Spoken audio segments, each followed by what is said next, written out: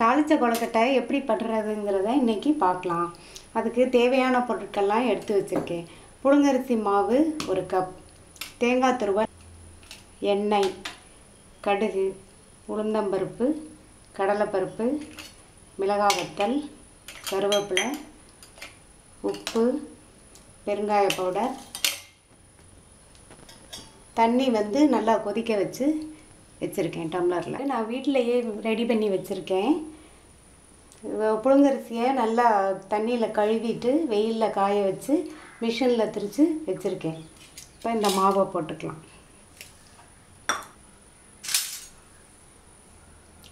Salt,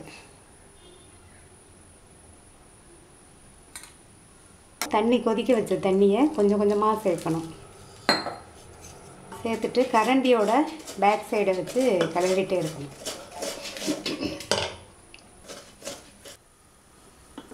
இப்போது சுடு தண்ணியை ஊற்றி கொஞ்சம் கொஞ்சமாக ஊற்றி பிசைஞ்சு இந்த பதத்துக்கு பிசைஞ்சு வச்சுருக்கேன். இப்போ ஒரு கடாயை சூடு பண்ணி கொஞ்சமாக எண்ணெய் ஊற்றியிருக்கேன். இப்போது எண்ணெய் சூடாயிடுச்சு. இதுக்கு கடுகு கொஞ்சம் அதிகமாகவே சேர்த்துக்கலாம். கடுகு, உளுந்தம்பருப்பு,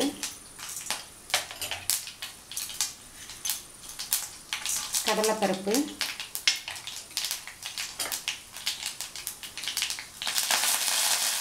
கருவேப்பிலை,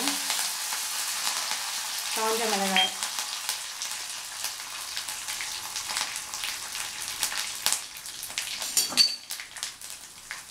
பெருங்காய பவுடர்.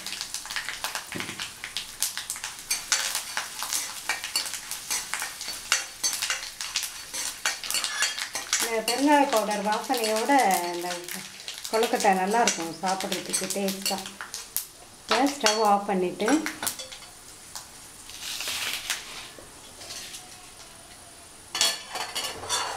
இந்த தாளிச்சதை எடுத்து இதில்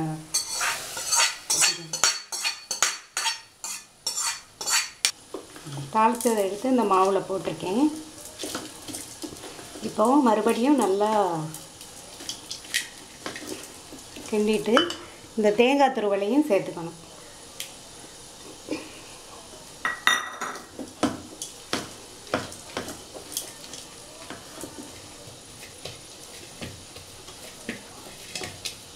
சேர்த்துட்டு இப்படி பிசைஞ்சு வச்சுக்கணும். இட்லி கொப்பரையில் தண்ணி ஊற்றி கொதிக்க வச்சுருக்கேன். தட்டில் கொஞ்சமாக எண்ணெய் விட்டு எல்லா பள்ளிகளையும் ஸ்ப்ரெட் பண்ணிக்கணும். ஸ்ப்ரெட் பண்ணிவிட்டு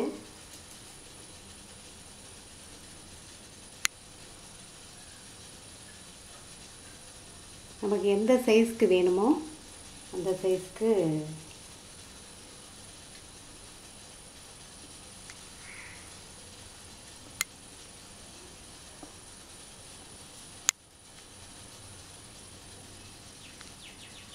இது ஈவினிங் ஸ்நாக்காக சாப்பிட்டுக்கலாம். ஸ்வீட்டு சாப்பிடாதவங்க, சுகர் பேஷண்ட்டும் இதை சாப்பிட்டுக்கலாம். புழுங்கல் அரிசி மாவு தான்.